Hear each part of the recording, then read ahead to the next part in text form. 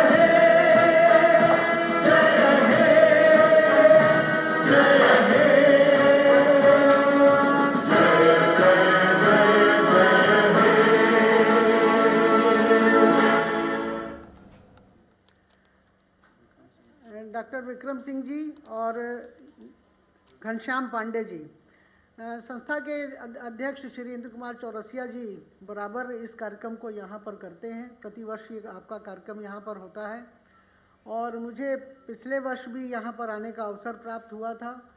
ये हमारे लिए बड़े सौभाग्य की बात है कि इस तरह की सेमिनार्स में हम सब लोग मिलकर चर्चा करते हैं। और हमारा चूँकि हमारा कृषि प्रधान भारत जो है वो कृषि प्रधान देश है और इस भारत की अर्थव्यवस्था में कृषि का भी विशेष रूप से अर्थव्यवस्था में योगदान है।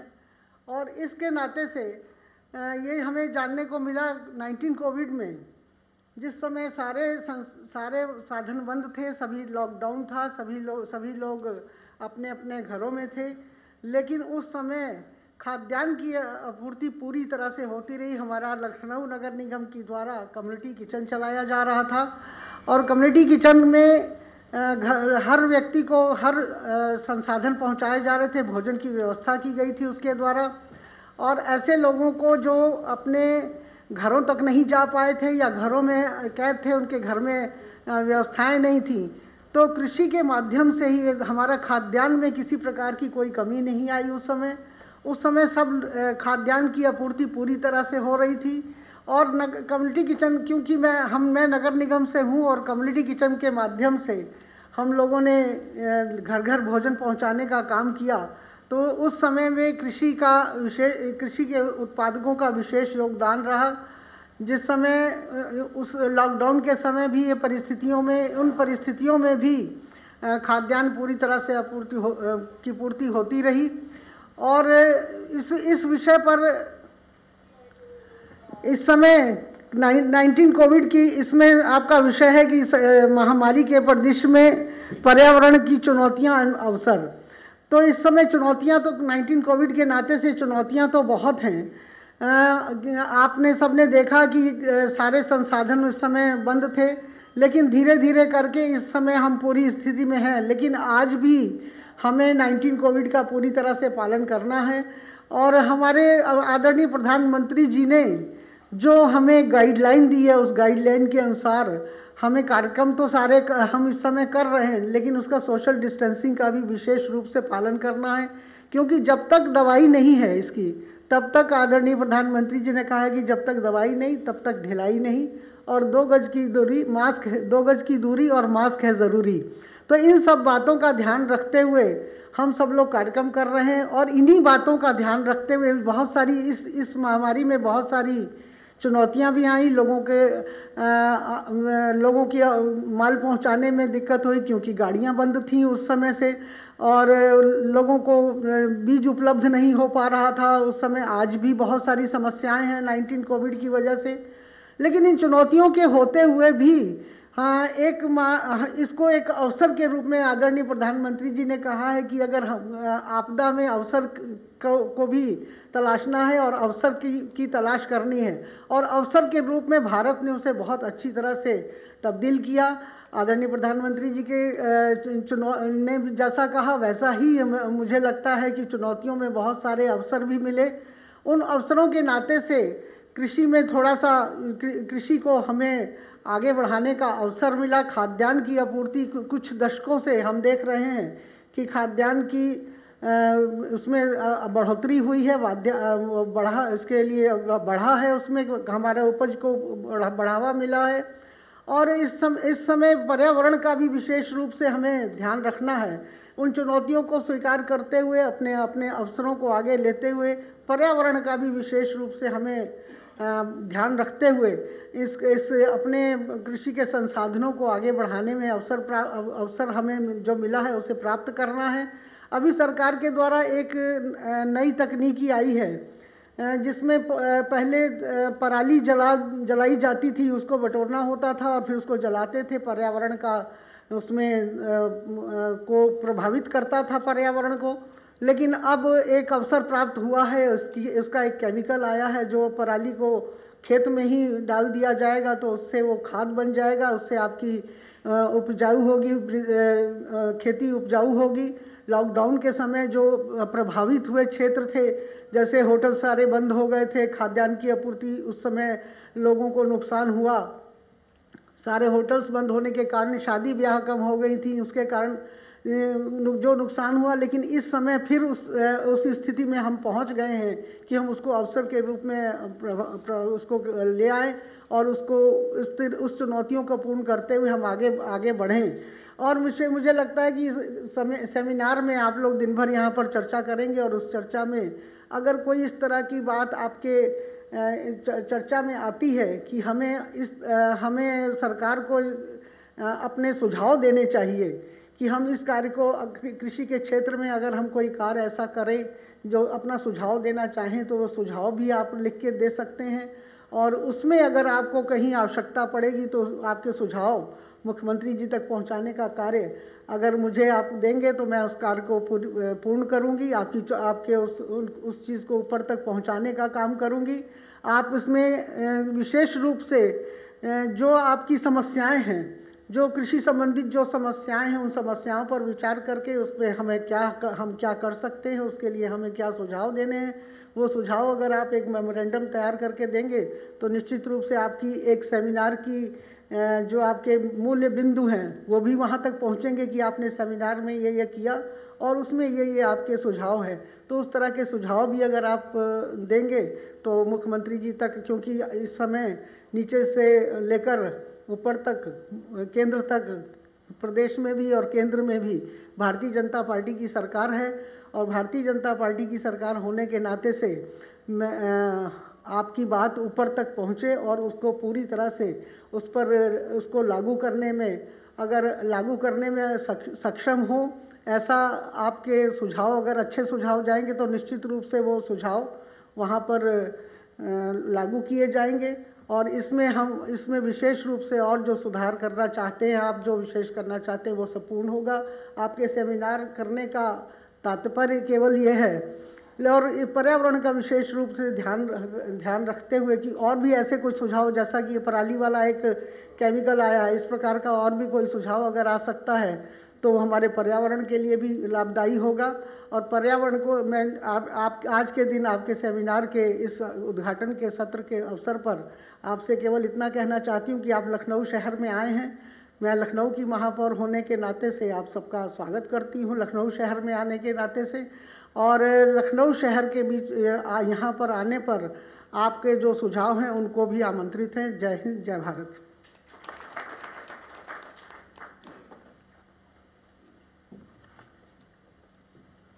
धन्यवाद मैडम, बहुत अच्छी जानकारी प्रदान की आप लोगों को। अब संस्था के चेयरमैन डॉक्टर इंद्र कुमार चौरसिया जी से सोनियर प्रकाशित करने के लिए आ गए हैं।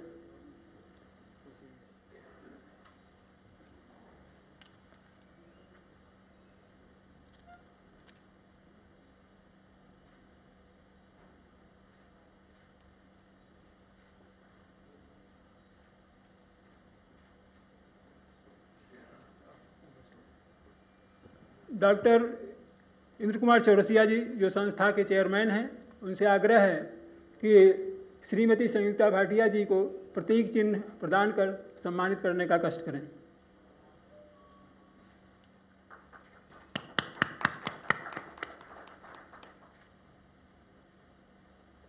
धन्यवाद।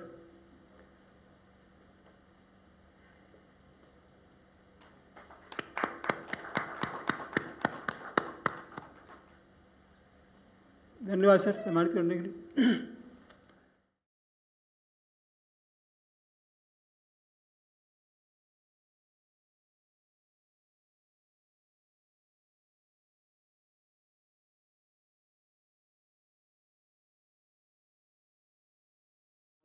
So thank you very much for giving me an opportunity. So hydroponics is recently a technology which is introduced in Indian scenario. In past 10 years, that is being taking front foot for at least the urban agriculture. And today I'm going to talk about its role and its impact and its opportunity in this COVID pandemic situation. So what I'm going to talk about today is why hydroponics is required. And some of the basics of hydroponics. Means hydroponics is what is the history of hydroponics, what is the difference between traditional and hydroponic farming, because traditional is what our farmers are doing, and then why hydroponics again is we need to emphasize that why, because if you're not going to opt for this technology, it is not worth for opting for that technology. What is hydroponics and what is the different types of hydroponics and what is the crops you can grow in hydroponics? What are the advantages and disadvantages? Because that is a very important and crucial thing, because without knowing the advantages and disadvantages, it is not advisable to adopt any new technology. And whenever there is a new technology, there are myths build around that technology. So today I just want to touch that aspect also. We'll discuss on what is the myths around the hydroponics. Then what is the scenario of hydroponics global as well as in India? What are the challenges we are facing in hydroponic industry? Because this is something like past 22 decades, this technology is introduced in India, and past 1 decade it is being becoming a popular technology for urban farming. And then if anybody is interested to venture in hydroponics entrepreneurship, so what are the steps he should follow? And then hydroponic way forward, where the educational institution, government and other marketing organizations, what is their role and how we can take this technology forward. So let's understand why hydroponic is required. So the first thing, the topmost thing is, what is the human expectation?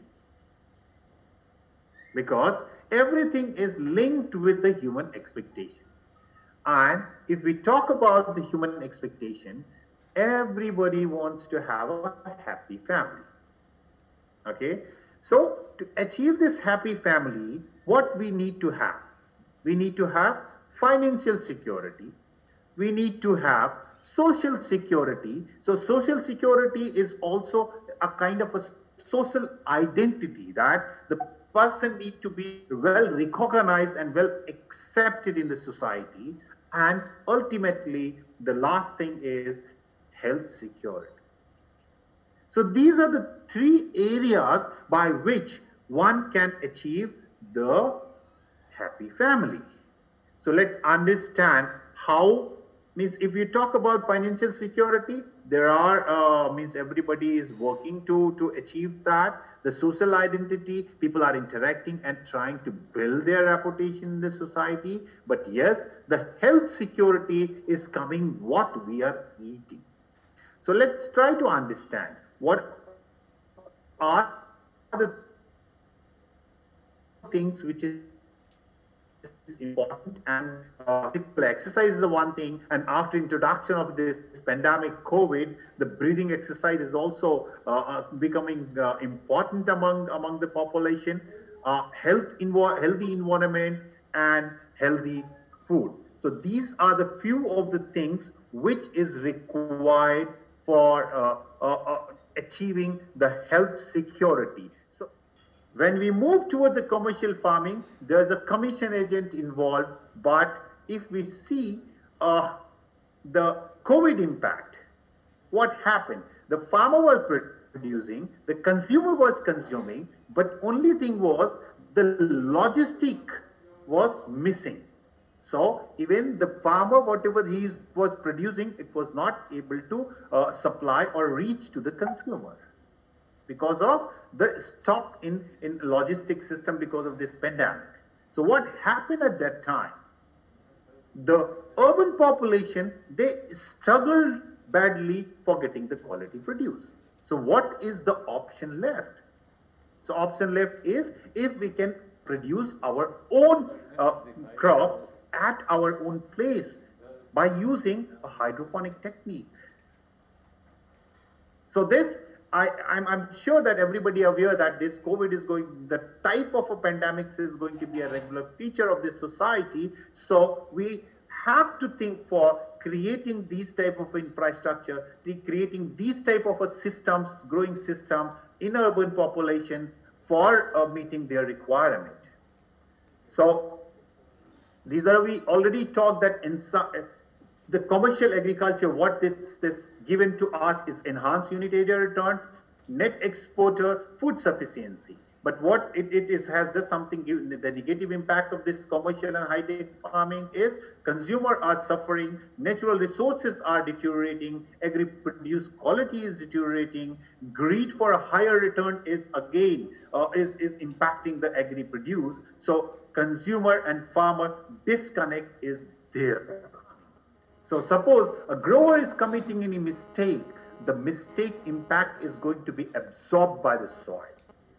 The only crop will only impact with the error done by the grower, which is beyond the capacity of a soil. But if we talk about hydroponics, there is no soil, so there is no buffering, and you need to be very precise. So it required very high degree of a skill. And if we talk about the qualitative and quantitative, so in hydroponics, the unit area production as well as the quality, both is much superior than your traditional farming. So that's the basic difference between traditional and hydroponics. So when you start understanding any new technique, you need to understand that what is the difference between the existing and the new technique. So these are the few differences in that. So next, after understanding the difference between a traditional and hydroponics, let's understand what is the hydroponics. So in most of the cases, people say that any farming without soil is hydroponics. Yes, that definition is absolutely right. Like hydrous means water and ponus, so working with the water is hydroponics.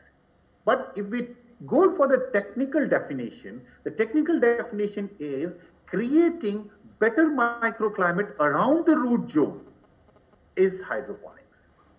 So if anybody wants to start a hydroponic project, so he needs to start with the very, very basic thing. Start from the market, study the market, and select your crop based on your market requirement. Once you select your crop, suppose you selected 2 crops, then you have to freeze the crop microclimate requirement.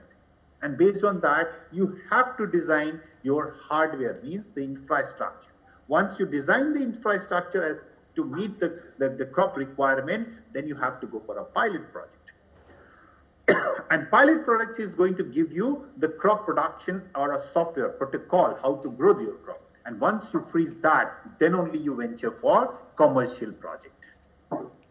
So that's the basics for your hydroponic entrepreneurship. So these are some of the things which is and way forward is very limited time. Just something like the government and policymakers should establish a learning centers, develop a standard costing norms, promote startups, hardware and software both. Educational institute need to develop skilled resources and developing a crop production protocol. These 2 things can be done by the educational institutes, and the extension agencies need to do a customer sensitization, hydroponic product segment creation, and efficient resource utilization. These things can be done by the extension agencies. So with that, I'm just something like done with my presentation. So अब doctor are Ram Chaurasia जी जो प्रधान वैज्ञानिक है CISS से। नमस्कार। इस international seminar में आपको उनका स्वागत है जो CMC इसी द्वारा आयोजित किया जा रहा है। तो इसमें हमारा लेक्चर है on for production of quality globally available on the market during covid pandemic. इस कोरोना पीरियड में या कोरोना पीरियड के बाद किसान कैसे अपने खेत से गुणवत्ता युक्त जैविक खाद्य बना सकते हैं, जिससे उनका जो कॉस्ट ऑफ कल्टीवेशन है वो कम हो सके। इससे हमारा ये अच्छा है। दूसरी है नाडेप कंपोस्ट। ये भी एक तरह की एरोबिक वायु कंपोस्ट है, जिसमें 1400 रुपये लागत आती है और 5000 रुपये में 1 टन कंपोस्ट मंडी का वितरण किया जा सकता है या अपने खेत में इसका प्रयोग किया जा सकता है। वर्मीवाश एक बहुत बढ़िया ये जैविक इनपुट है, जिसको वर्मी या वर्म पृथ्वी की सहायता से बनाया जा सकता है। और इसमें देखिए बहुत सारे लाभदायक जीवाणु होते हैं, rhizobium, phosphate, sulphur, nitro, azotobacteria, phylum. इसका जो प्रोडक्शन कॉस्ट है 100 लीटर का 110 रुपये है, लेकिन 500 रुपये में तो दे सकते हैं। अगर बेचना नहीं है तो फसल भी इसका स्प्लिट कर सकते हैं, जमीन में डाल सकते हैं, क्योंकि ये लाभदायक जीवाणु जो भूमि की उर्वरता को बढ़ाते हैं। अब देखिए अगर तुलना करें जो आजकल गोबर की खाद लोग डालते हैं, तो vermi compost, organic compost, NADEP compost देखा जाए तो गोबर की खाद से इन कंपोस्ट में जो पोषक तत्वों की मात्रा होती है 3 से 4 गुना ज्यादा होती है। तो हम कहते हैं कि यहाँ पे 10 टन प्रति हेक्टेयर के हिसाब से जब वॉल्यूम डालना है, गोबर की खाद डालना है, तो वहाँ वर्मी कंपोस्ट केवल 5 से 6 टन ही प्रयोग करें। पोषक तत्व तो नहीं मिलेगा, इनमें पोषक तत्व लाभदायक जीवाणु भी नहीं होते। इसमें बहुत सारे ऐसे जीवाणु होते हैं जो जो वृद्धि को बढ़ाते हैं तो उनको विभिन्न बीमारियों के जीवाणु से रक्षा भी करते हैं।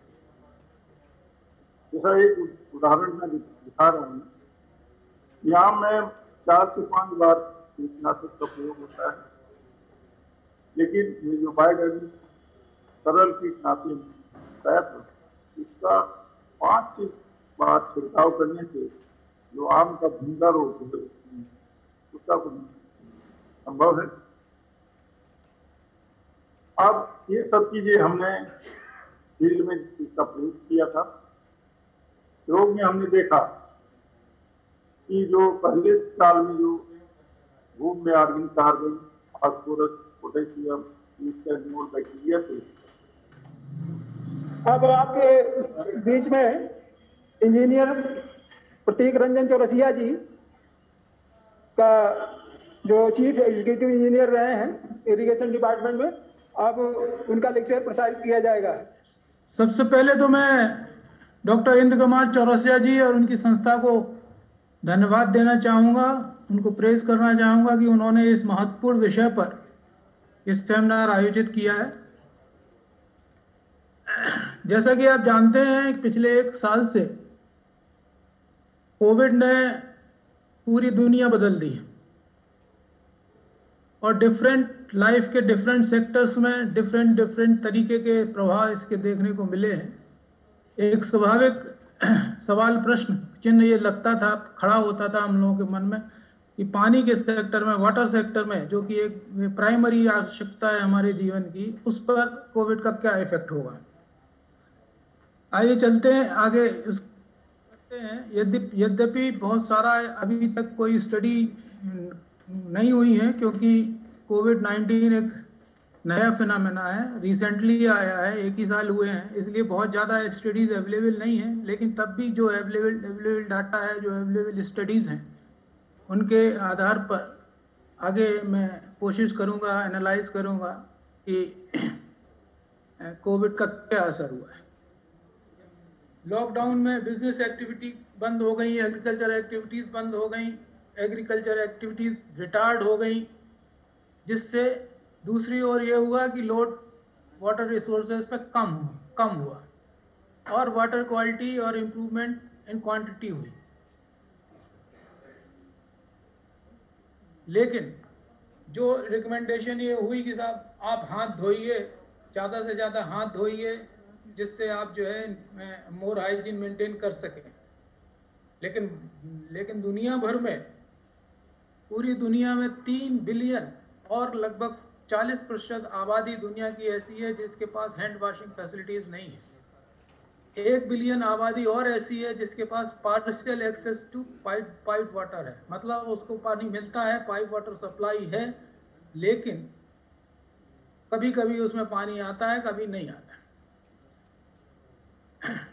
अब जो रिकमेंडेशन है frequent hand washing and sanitization की, उसमें हमें ज़्यादा पानी चाहिए। जब ज़्यादा पानी चाहिएगा, जो वाटर सप्लाई यूटिलिटीज़ हैं, अर्बन वाटर सप्लाई यूटिलिटीज़ हैं, उन पर ज़्यादा प्रेशर होगा कि आप ज़्यादा से ज़्यादा पानी सप्लाई करें। जो एरिया अभी तक पानी से, पाइप वाटर सप्लाई से आच्छादित नहीं है, उनमें पाइप वाटर सप्लाई की व्यवस्था की जाए। ये सब आगे आने वाले वर्षों में होने की आवश्यकता होगी, जिससे हमें डोमेस्टिक वाटर सप्लाई सेक्टर में ज़्यादा इन्वेस्टमेंट की आवश्यकता होगी। कि 2030 तक हमारे नीति आयोग का भी अनुमान है और वर्ल्ड वाटर रिसर्च इंस्टीट्यूट का भी अनुमान है कि 2030 तक 50% जो हमारी अभी आवश्यकता है पानी की, वो डिमांड से ज़्यादा होगी। मतलब अभी जितना पानी हमारे पास 2030 तक होगा, उससे करीब दुगना पानी हमें चाहिए होगा।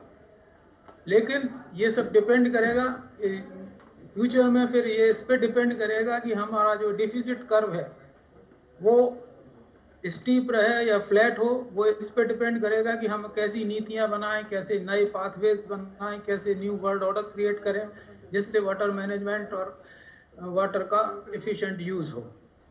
तो अपॉर्चुनिटीज़ अब हमारे सामने, ये एक नई अपॉर्चुनिटीज़ कोविड ने ला के दी है हमारे सामने, पूरे विश्व के सामने। अकेले हिंदुस्तान की बात नहीं कर रहा हूँ, पूरे विश्व की बात कर रहा हूँ मैं, कि विड्रॉल लिमिट लागू करें इंडस्ट्री के, एग्रीकल्चर के, डोमेस्टिक सेक्टर के, और मोर इफिशिएंट, मोर इन्वेस्टमेंट उस इफिशिएंट इरिगेशन पे, वाटर मैनेजमेंट प्रैक्टिसेस पे करें। अब doctor R K Singh, joint director department of horticulture, Uttar Pradesh, Lucknow, आपके बीच में अपना लेक्चर प्रस्तुत करेंगे। नमस्कार। आज के सेमिनार में मंचासीन डिग्निटरीज और इसमें प्रतिभाग कर रहे सभा कक्ष में उपस्थित सभी सम्मानित अतिथियों का मैं अपनी तरफ से स्वागत करता हूं। इस सेमिनार में आज मैं आप लोगों से चर्चा करूंगा कि उत्तर प्रदेश में खाद्य प्रसंस्करण उद्योगों का परिदृश्य, संभावनाएं एवं रोजगार के अवसर, जिससे प्रदेश के लोग, आप लोग इससे अगर लाभ उठाना चाहें तो उठा सकते हैं। जैसा कि ये सेमिनार भी आपके कोविड के पृष्ठभूमि में आयोजित हुआ है और पिछले 5 महीनों से आप देख रहे हैं कि कोरोना महामारी के वजह से कितना उद्योगों पे, खेती पे, रोजगार पे कितना गंभीर असर पड़ा है।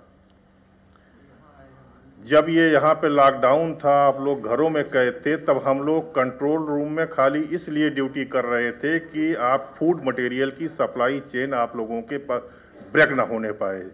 सारे दाल मिल, फ्लोर मिल, ऑयल मिल जितनी भी हैं ये सब चलती रहें, या और भी जो कंज्यूमर प्रोडक्ट्स के जितने ये हैं।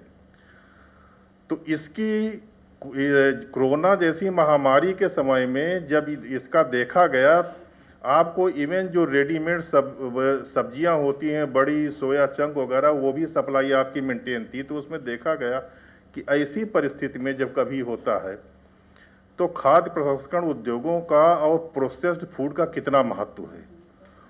और आपको ये जानकर खुशी होगी कि प्रदेश सरकार खाद्य प्रसंस्करण उद्योगों का प्रदेश में विकास के लिए बहुत गंभीरता से प्रयास कर रही है और उसके लिए उसने कई सारी योजनाएं भी शुरू की हैं। हमारे प्रदेश में करीब 62,150 ऑर्गेनाइज सेक्टर में खाद्य प्रसंस्करण उद्योग हैं और अनऑर्गेनाइज सेक्टर में करीब 3.5 लाख। अनऑर्गेनाइज सेक्टर के लिए भी माननीय प्रधानमंत्री जी ने आत्मनिर्भर भारत अभियान के अंतर्गत एक योजना शुरू की है, जिसके बारे में अभी मैं चर्चा आगे करूंगा। लेकिन प्रदेश सरकार जो कार्यक्रम चला रही है, जो योजना चला रही है, वो बहुत ही महत्वपूर्ण है। उत्तर प्रदेश खाद्य प्रसंस्करण उद्योग नीति 2017 ये योजना का नाम है। इसमें यह है कि आप कोई भी खाद्य प्रसंस्करण उद्योग नया लगाते हैं या उसका विस्तारीकरण करते हैं या उसका अपग्रेडेशन करते हैं, तीनों परिस्थितियों में आपको इस योजना के अंतर्गत लाभ मिलता है। इसमें क्या है कि जो आपका plant, machinery, technical civil work और spare parts, even working capital के लागत का, इसको कहते हैं एलिजिबल कास्ट। आपका प्रोजेक्ट कास्ट मान लिया है 5 करोड़ का, लेकिन जो ये हमने आपको चीज़ें बताई, ये आप जिस पे हम सब्सिडी देते हैं, इसलिए इसको मिला करके हम उसको एलिजिबल कास्ट में लेते हैं कि ये अनुमान्य लागत हो गई। तो इसका 25% अधिकतम 50 लाख रुपए हम आपको कैपिटल सब्सिडी देते हैं। या किसी भी इन्वेस्टर जो होता है, जो लगाना चाहता है प्रदेश में flour mill, rice mill, consumer products जिसमें मैक्रोनी, पास्ता, बिस्किट और भी चीज़ें हैं, चिप्स, जितनी भी आपकी खाने वाली चीज़ें दिखाई पड़ती हैं मार्केट में, वो सब किसी चीज़ का उद्योग लगाए जो होता है वो खाद्य प्रसंस्करण उद्योग होता है। तो इसमें आपका कैपिटल सब्सिडी यानी जिसको कहते हैं पूंजीगत उपादान, उस पर 50 लाख रुपए तक प्रदेश सरकार सब्सिडी देती है। इसके अलावा इस उद्योग को स्थापित करने के लिए अगर आप जो बैंक या फाइनेंशियल इंस्टीट्यूशन से लोन लेते हैं, तो वो अगर आपका जो इंडस्ट्री आप इस्टेब्लिश कर रहे हैं या विस्तारित कर रहे हैं वो इंडस्ट्री है, उस पे अगर वो माइक्रो साइज की या स्मॉल साइज की है तो जो उसका ब्याज आएगा वो 100% हम उस रिइम्बर्स कर देते हैं, और प्रति वर्ष 50 लाख तक रिइम्बर्स कर सकते हैं, 5 सालों तक करते हैं। यानी आपका इंटरेस्ट सब्सिडी और कैपिटल सब्सिडी दोनों मिला करके हम आपको 2.5 करोड़ रुपए तक अनुदान देते हैं और लोग ले रहे हैं। तो इसमें हमारे प्रतिभागियों में अगर कोई या उनके साथी उत्तर प्रदेश में निवेश करना चाहते हैं तो उनका स्वागत है और ये फायदा ले सकते हैं। थैंक यू डॉक्टर साहब, बहुत अच्छी जानकारी। नवीनतम जो उद्योग हैं और नवीनतम जो गवर्नमेंट की पॉलिसी है उससे संबंधित जानकारी प्रदान की, बहुत बहुत धन्यवाद सर। अब doctor Yogendra Kumar Singh, assistant professor department of plant pathology, Chandrabhan गुप्त एग्रीकल्चर पीजी कॉलेज, आप अपना लेक्चर कृपया प्रस्तुत करने कष्ट करें। मंच पर उपस्थित उद्यानिकी कृषि अनुसंधान समिति के चेयरमैन साहब, डॉक्टर विक्रम सिंह साहब, डॉक्टर आर.के. सिंह साहब, मुख्य अतिथियों, साथियों एवं प्रिय बच्चों, आज जो मेरा टॉपिक है effect of environmental factors on development of crop diseases, इस पे मैं अपना विचार प्रस्तुत करना चाहता हूँ कि यानी वातावरण के कारकों का पादप रोगों पर क्या प्रभाव पड़ता है, इस विषय पर मेरा व्याख्यान है। साथियों, पिछले कई वर्षों से देखा जाए ग्लोबली इन्वायरमेंटल स्तर पर काफ़ी चेंजेज पाए गए हैं और ये सब चेंजेज ग्रीन हाउस इफेक्ट के कारण पाए गए हैं। इसमें जो CFC गैस निकलती है उसमें करीब 80% कार्बन डाइऑक्साइड गैस होती है। इस कंटेंट्स के कारण वातावरण पर सबसे अधिक इफेक्ट जो आया है टेम्परेचर इंक्रीजमेंट का है। उसके बाद में अवेलेबल वाटर की उपलब्धता जो है ये भी बढ़ी है। इन कारणों से जो वायुमंडल्स में या मृदा में सूक्ष्म जीव पाए जाते हैं उनके growth, developments, reproduction, survival of the pathogens, inoculum potential आदि कारकों पर काफ़ी प्रभाव पड़ा है। इन सब कारकों के कारण प्लांट डिसीजेज भी जो है पॉजिटिव इफेक्ट के कारण बढ़ती जा रही हैं और यही कारण है कि पेस्टिसाइड का जो अंधाधुंध किसान भाई उपयोग करते हैं उसका कोई सकारात्मक प्रयोग नहीं हो पाता है, लाभ पूरा प्राप्त नहीं हो पाता है और किसान कहता है कि हमारा कास्ट ऑफ कल्टीवेशन बढ़ती जा रही है और उत्पादन लागत हमको जो है उत्पादन लागत बढ़ जाने के कारण प्रॉफिट हमारा कम हो पाता है। किसान अपनी जमीन छोड़ करके बिक्री करके शहरों में या कस्बों में आकर के अपना व्यवसाय करने के लिए आतुर हो रहे हैं, कृषि छोड़ रहे हैं। यही अगर आने वाले समय में व्यवस्था चलती रही तो आने वाले समय में कृषि छोड़ करके लोग उद्योग की तरफ बढ़ेंगे या बिक्री कर देंगे, क्योंकि शहरीकरण के कारण शहरों में आवासीय योजना के अंतर्गत कृषि योग्य जमीन कम हो रही है और इसका उपयोग जो है संकुचित होने के कारण भी उत्पादन जो है कम होता जा रहा है। इसके कारण भी पौधों में रोग व्याधियाँ जो है बढ़ने लगती हैं। दूसरा ये भी देखा गया है जितने भी माइक्रो ऑर्गेनिज्म हैं, चाहे bacteria, virus, protozoa, algae, nematodes, इनकी डिफरेंट जो स्टेजेज हैं, चाहे रिप्रोडक्शंस की हों, ग्रोथ एंड डेवलपमेंट्स है, सर्वाइवल ऑफ द पैथोजेंस है, इनोकुलम पोटेंशियल है, इन सब कारकों पे पड़ते हैं जिसके कारण उनका रोग पर जो है प्रभाव सकारात्मक या नकारात्मक अलग अलग रूप में देखा जाता है। वास्तव में ये देखा गया है कि जितने फंगल डिसीजेज हैं ये 25 डिग्री सेंटीग्रेड तापमान पर सबसे अधिक इन्फेक्शन करती हैं और पौधों में रोग बीमारियां हो करके नुकसान कर देती हैं। बैक्टीरियल इन्फेक्शन ज़्यादातर जो पौधों में देखा जाता है ये 37 डिग्री सेंटीग्रेड तापमान पर अधिक पाया जाता है। तो इस तरीके से तापमान जो है ये प्ले रोल अदा करता है डिसीज डेवलपमेंट के लिए। इसके बाद में दूसरा कारण जो मुख्य है रिलेटिव ह्यूमिडिटी या सापेक्षिक आर्द्रता है। सापेक्षिक आर्द्रता अगर हम ये माने कि वाटर वैसे भी यूनिवर्सल सॉल्वेंट होने के कारण प्लांट सेल्स जो होते हैं इनको डिसइंटीग्रेट कर देता है। पादप कोशिकाएं जब विघटित हो जाती हैं उन विघटन के कारण जितने भी माइक्रो ऑर्गेनिज्म हैं उनकी एंट्री भी प्लांट के अंदर इजी हो जाती है और इन्फेक्शन बढ़ जाता है। वास्तव में देखा जाए ये जो है उच्च नमी और निम्न नमी, दो तरीके से हम बांट सकते हैं। तो निम्न नमी पर ज़्यादातर जो स्टोरेज प्रोडक्ट हैं हमारे, उनमें राइजोपस या सैप्रोफिटिक फंगस का इन्फेक्शन हो जाता है, और उसमें चाहे हम सीड का स्टोरेज कर रहे हों या खाद्यान्न का कर रहे हों, दोनों में जो है व्यापक बीमारियां लग जाती हैं और उनके कारण काफ़ी हैवी डैमेज हो जाता है। ये जो निम्न नमी है या लो ह्यूमिडिटी है, ये 90 से लेकर के 80% के बीच में पाई जाती है, जिस पर इन्फेक्शन ज़्यादा होता है। दूसरा उच्च नमी या हाई रिलेटिव ह्यूमिडिटी जो है, ये मोर देन 90% होती है। ये ज़्यादातर जब हो जाती है, उसके कारण पौधों में लीफ डिसीजेज और फोलियर डिसीजेज तथा फ्रूट डिसीजेज जो है काफ़ी अधिक व्यापक रूप में पाई जाती हैं, और इनका भी काफ़ी फंगस का, बैक्टीरिया का इन्फेक्शन होकर के उनकी गुणवत्ता को प्रभावित करते हैं। ज़्यादातर ये देखा गया है कि पौधे की जो कैनोपी होती है, जब आपस में मिल जाती है तो उसकी रिलेटिव ह्यूमिडिटी अधिक होने से, सूर्य का प्रकाश और एरेशन न होने से ये बढ़ जाती है, और 90% से जब अधिक बढ़ती है, उसी समय में रोग बीमारियां जो है पौधों में अधिक पनपती हैं। नेक्स्ट है सॉइल मॉइस्चर। सॉइल मॉइस्चर्स भी काफ़ी महत्वपूर्ण फैक्टर्स है। ज़्यादातर ये देखा गया है जो क्ले सॉइल्स हैं उसमें वाटर होल्डिंग कैपेसिटी अधिक होती है, पानी ज़्यादा देर तक रुकता है, जिसके कारण पौधे में विल्टिंग डिसीज सिम्टम्स भी आ जाते हैं।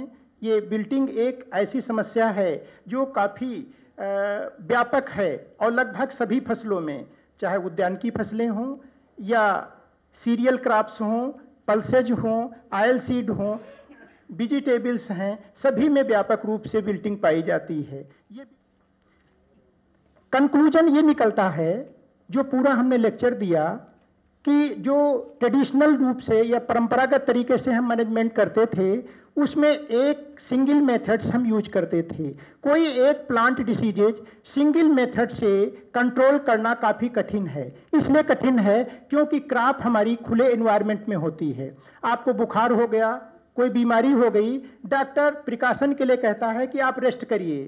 प्लांट कोई नहीं कहा जा सकता कि आप बंद कमरे में रेस्ट करिए। अगर खुले एनवायरनमेंट में हमने उसको उगाया है तो खुले में ही रहेगा। इसलिए उस दशा में एक से अधिक या इंटीग्रेटेड डिसीज मैनेजमेंट के द्वारा जहां पर मल्टीपल कंपोनेंट और मेथड्स यूज किए जाते हैं, वहां पर इसी विधि के द्वारा हम मैनेजमेंट कर सकते हैं, और ये इको फ्रेंडली मैनेजमेंट होगा, चीप मैनेजमेंट होगा, क्वालिटी प्रूफ होगा, प्रोडक्ट और बाई प्रोडक्ट हमारे जो प्राप्त होंगे ये अच्छे प्राप्त होंगे। बहुत बहुत धन्यवाद। अब हम doctor Vikram Singh, associate professor, department of agronomy, SHUATS, Prayagraj को आमंत्रित करना चाहते हैं। Only one sector which is having the positive GDP in India, वो था कृषि इस महामारी में। बाकी सब माइनस में थे। तो वास्तविकता यह है कि अगर कृषि की बात की जाए इस महामारी में,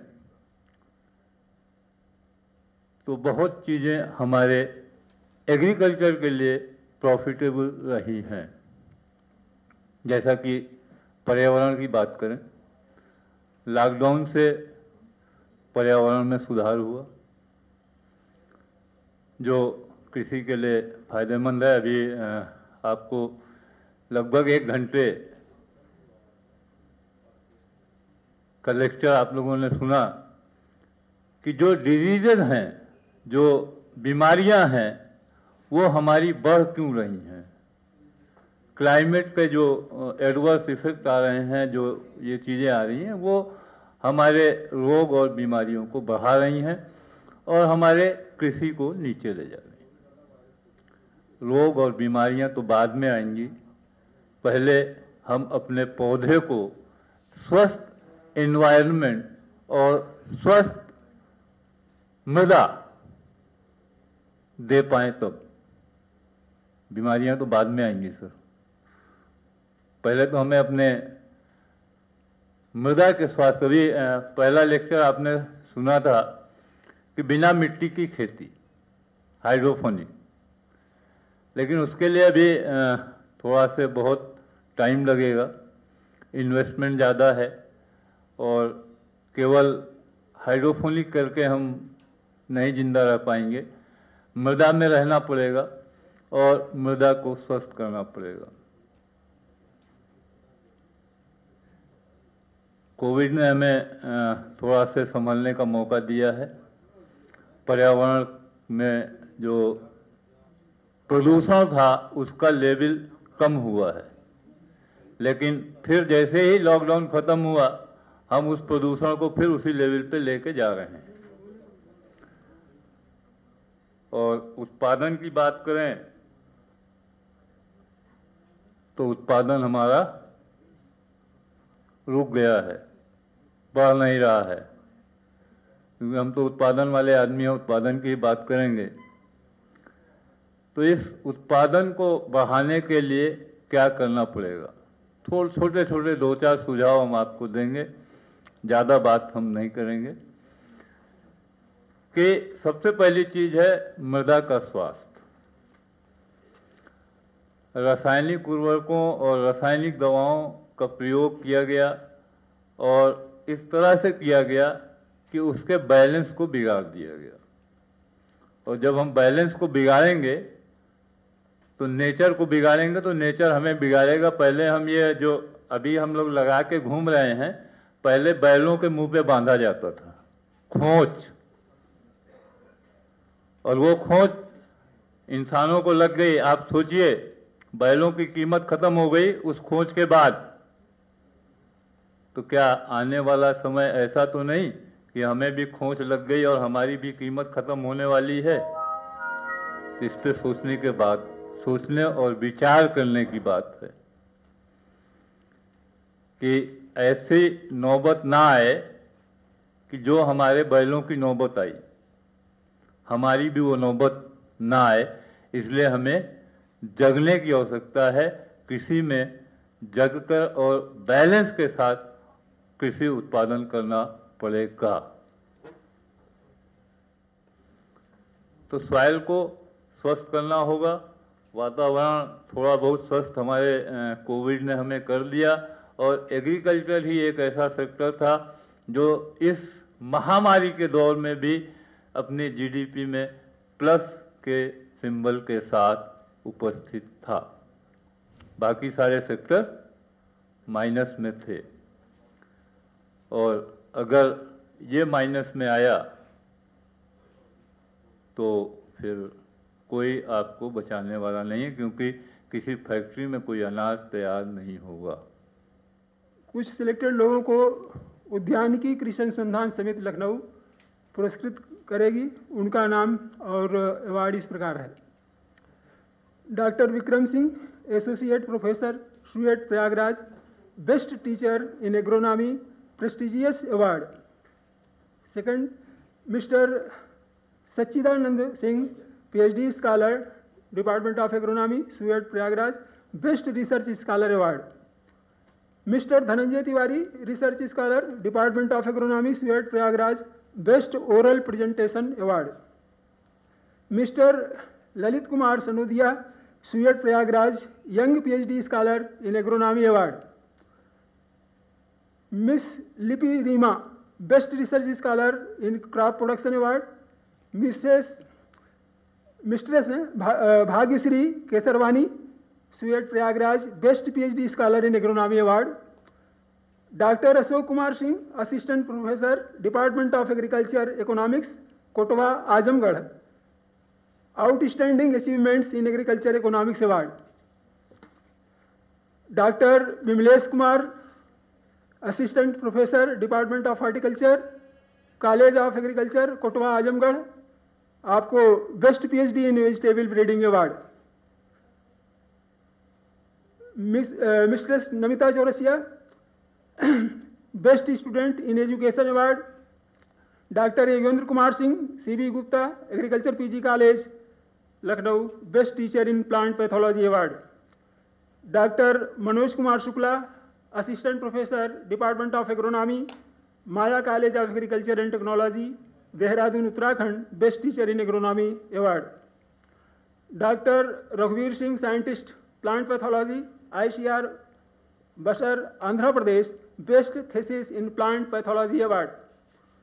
Dr. Asit Chakrabarti, senior scientist, LPM, ICR, Farming System, Research Center of Hill and Plateau Region, Plandu, Ranchi, आपको outstanding achievement in live stock production and management award से सुशोभित किया गया है। अब हम जो नाम लेंगे वो आएंगे, उनकी यहाँ पर फोटोग्राफी होगी डॉक्टर इंद्र कुमार चौरसिया जी के साथ, जो संस्था के चेयरमैन हैं। Doctor Vikram Singh, associate professor, best teacher in agronomy, prestigious award.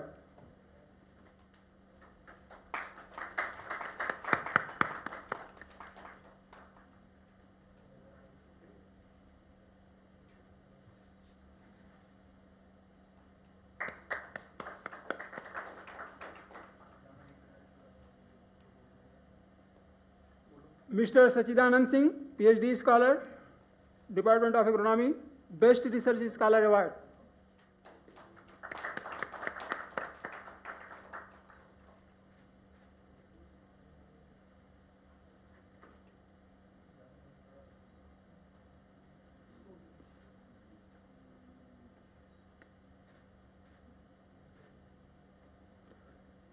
Mr. Dhananjay Tiwari, Research Scholar, Best Oral Presentation Award.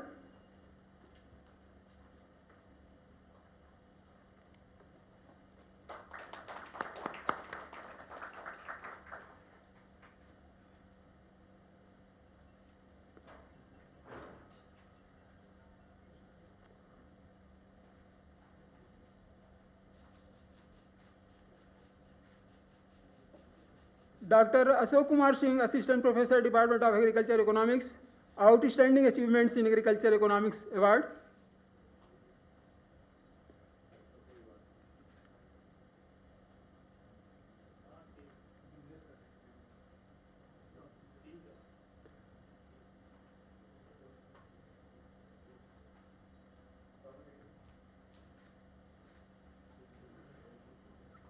Dr. Vimlesh Kumar, Assistant Professor, Department of Horticulture, College of Agriculture, Kotwa, Best PhD in Vegetable Breeding Award.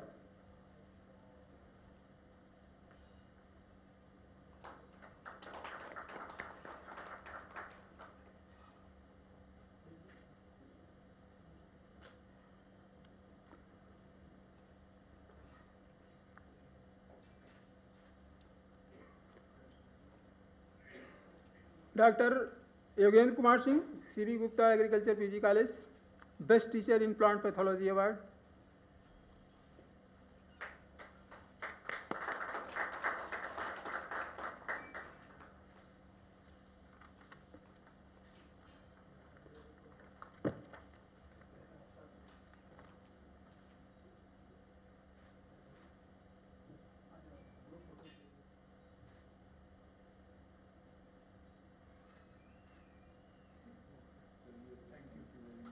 Thank you.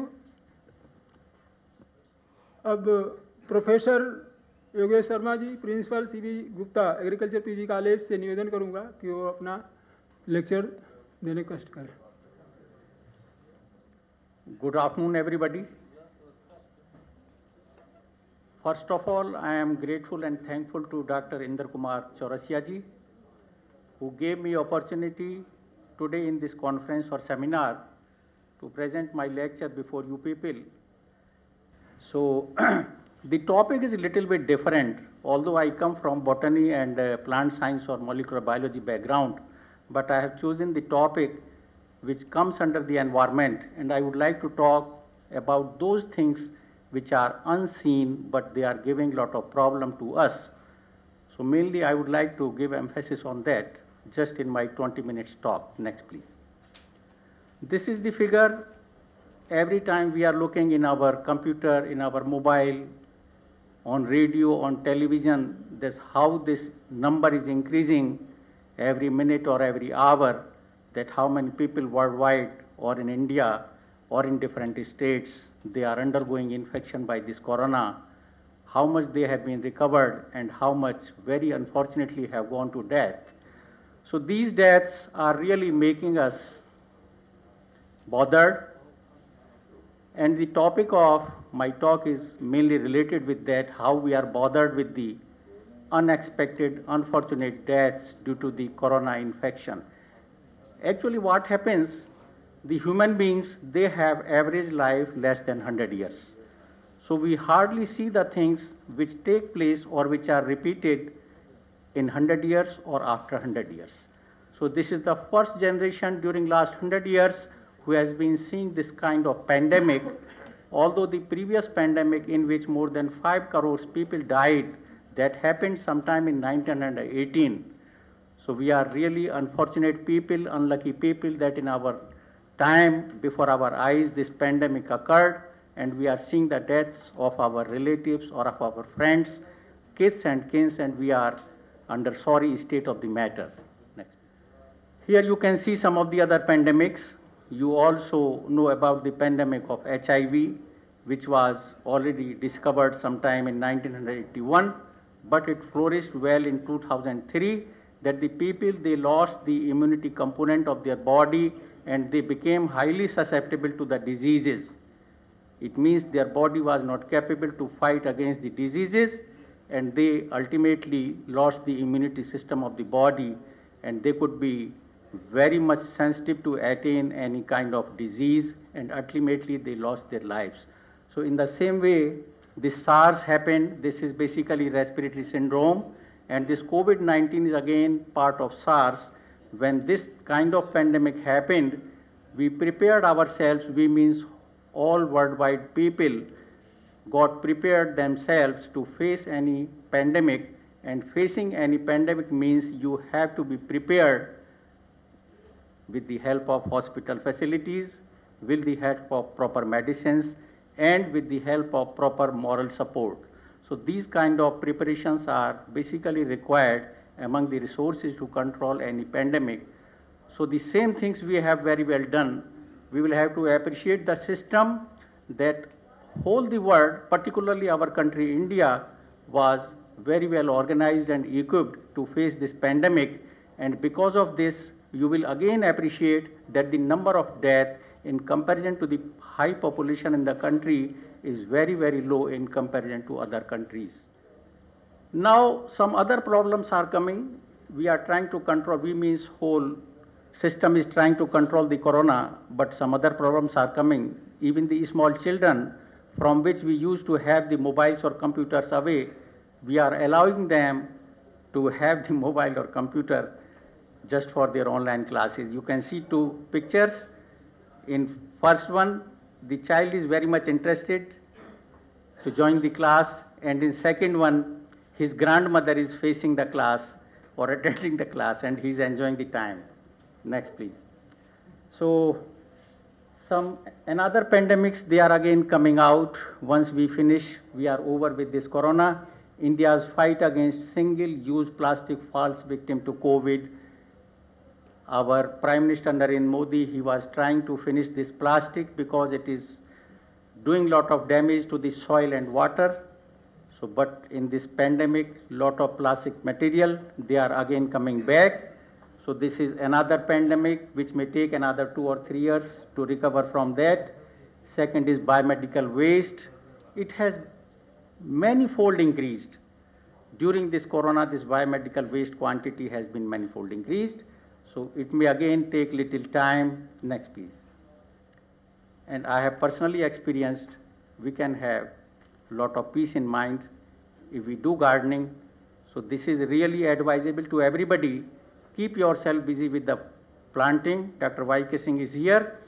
He is hardcore agriculturist and he has much more knowledge than me. Thank you very much.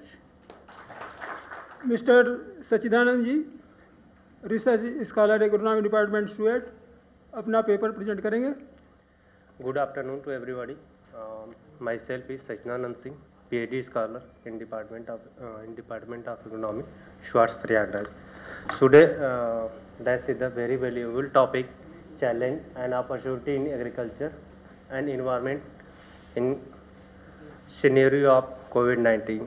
Since everybody know that when you start the COVID-19, So that's creating a lot of the problems. But only the agriculture factor that's creating very less problem. But every farmer do the work on honestly. But I see that one problem is coming in field. First, that's the fertilizer management. Means every shop you will see that that is closed, factory is closed. Means fertilizer is not proper way. That's the reach out to the farmer. So in this pandemic, how to maintain the nutrients for the crops? That's the one option is the green manuring. Means also my sorry also say that that's the very important. We have protect the soil. If that you are not protect the soil, means you are not got the yield. So that's the very important. We have do the green manuring. In month of the March, we will start the COVID, and also the wheat is the harvesting. Then after we will maximum farmer that's cultivate the green gram in the month of the March, April, and he harvest it. Then again start growing the rice crop. But in this month, means July to March, means March to July, between this time, we have cultivate the green manuring. That is the most important crop. Here cultivate means here the grown in UP. That is the Sesbania. So here cultivated the Sesbania, maintaining the soil fertility. With the help of the Sesbania, we have maintaining the soil fertility. What is the important of Sesbania? Means we have cultivated the Sesbania in the field. Firstly, means we have maintained the soil fertility. Means that is the belong from the Leguminosae family, and here do the nitrogen fixation in the soil, so that firstly you maintain the nutrient. Second thing, that is the with the help of the green manuring, we have maintained the weed management. Means how to do the weed management? If that cultivate the green manure in the field, means that field not vacant, so that other plant will not go into the germinated. Means if that we cultivate the green manuring crop, we will check the weeds. Second thing, that is the maintain the soil fertility. In our soil, that is the very important, maintain the CN ratio, means carbon nitrogen ratio. If that the carbon is available more, means that is the got the maximum possibility, got the bacteria, and here do the help in soil fertility. So that is the very necessary to maintain the CN ratio. With the help of green manuring or the any leguminous crop cultivation, you have maintained the that is the CN ratio. And next is the with the help of the green manuring, we have maintained also the control the fungal infection. Means how to do the fungal infection? Means in tomato. In a tomato, means sir also discuss about that is the wilt disease, and that is the very common for the leguminous, that is the pulses crop. In a tomato, if that you cultivate the green manuring, means he will increase, means he will reduce the some chemicals with the help of the roots in a root, so that you have control the wilt. And next more thing, that is the very important. If they cultivate the green manuring, means how to cultivate it. When you turn it, means how to the cut it. So firstly, we have sown the seeds in the field.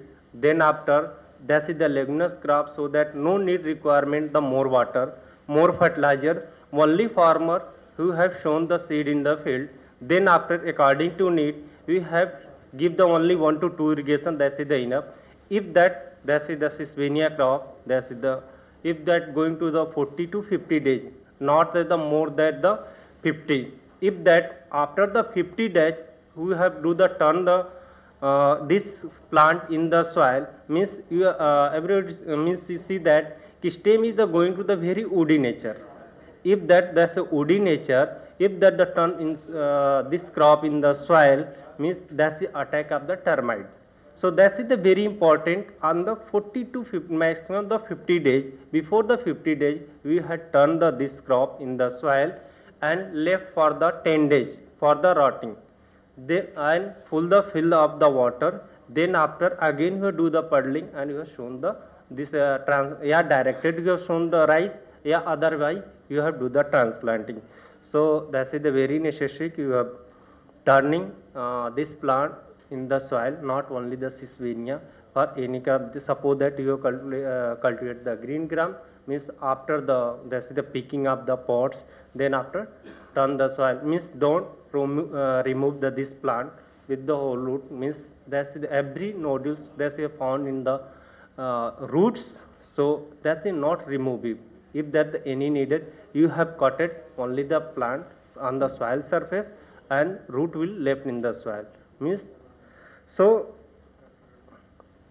Sir, you give me only the short time for me, so thank you very much, sir. You give this valuable time to me for the keeping my words here.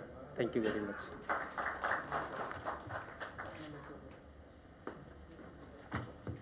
Thank you doctor Sachchidanand ji, आपने अपना research work का जो paper present किया उसके लिए बहुत धन्यवाद। अब थोड़ा डिस्कस हम भी करना चाहते थे आपसे, immuno stimulatory activities of fruits and vegetables during corona pandemic. In the wake of COVID-19 pandemic, there has been a lot of interest in a way to strengthen one's immune system and thus build a first line of defense against the deadly virus. Immunity cannot be built up in a day, but the good news is that eating a well-balanced diet and being physically and mentally active is usually enough to keep your immune system in good health. There are, however, many natural ingredients known to help boost your immunity. Since ancient time, herbs and spices were well known for their medicinal properties, with over 80% आपका spices grown in different parts of the world, particularly in Asia. India is home of several spices that are used extensively in traditional medicine. Research indicates that many of these herbs not only have anti-inflammatory properties, they also help to build up the body's natural immunity. Citrus fruit like quinoa and lemon, guava, papaya, and green leafy vegetables like spinach, amaranth, fenugreek are rich in vitamin C. Pumpkin, papaya are good source of beta antioxidant. Kiwi, ginger, garlic, onion, broccoli, apples, banana are some important foods which strengthen the immune system. Fruit juices, especially beetroot, carrot, grapefruit, are rich in antioxidant and essential nutrients. There are several fruit crops, mainly Amla, that is Indian gooseberry. Its major variety are Chakaiya, Francis, Kanchan, Krishna, Lakshmi Baman, NA7, NA10.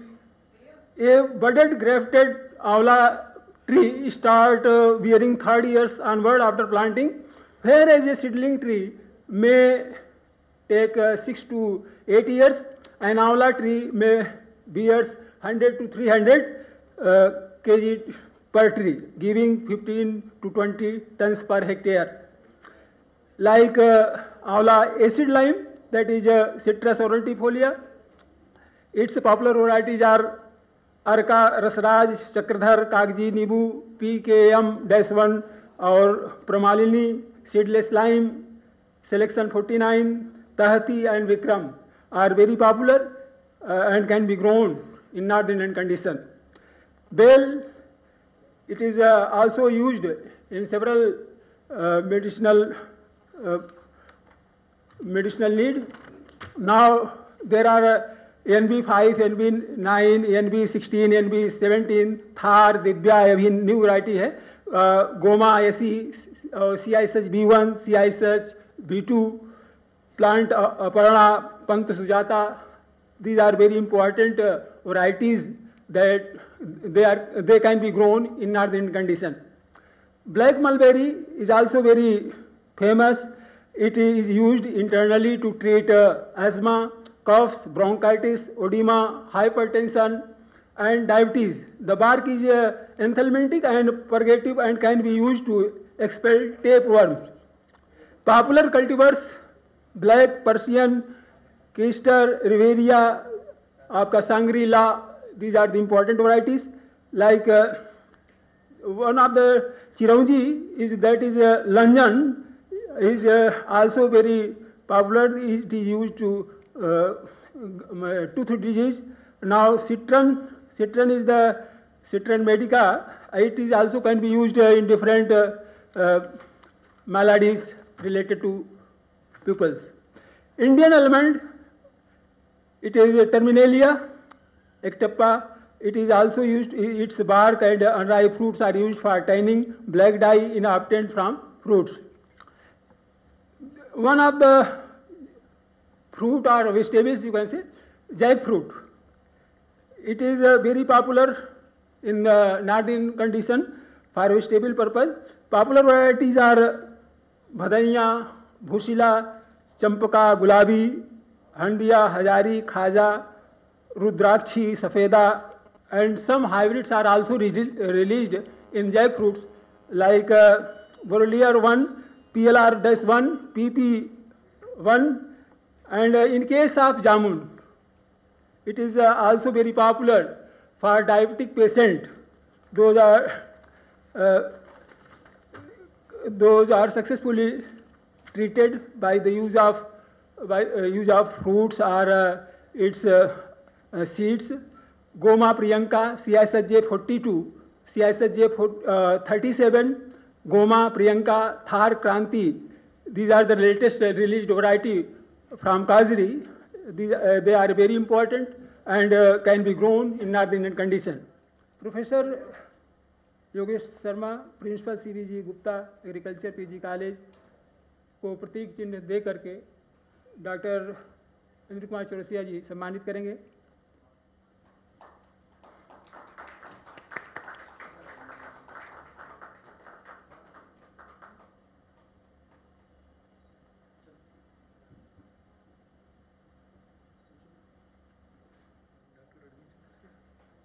Doctor Arvind Chaurasia जी को भी सम्मानित करने के लिए doctor Indra Kumar ji Chaurasia प्रतीक चिन्ह भेंट करेंगे।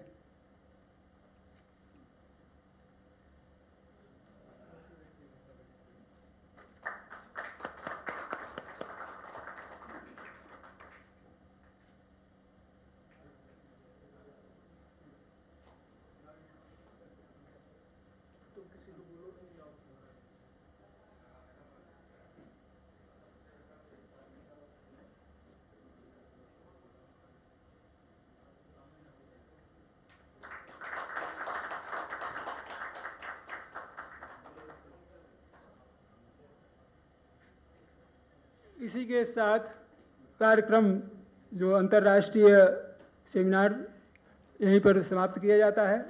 इसके लिए डॉक्टर इंद्र कुमार चौरसिया जी को बहुत बहुत धन्यवाद दिया जाता है और आए हुए सभी सम्मानित अतिथियों को भी धन्यवाद देता हूं।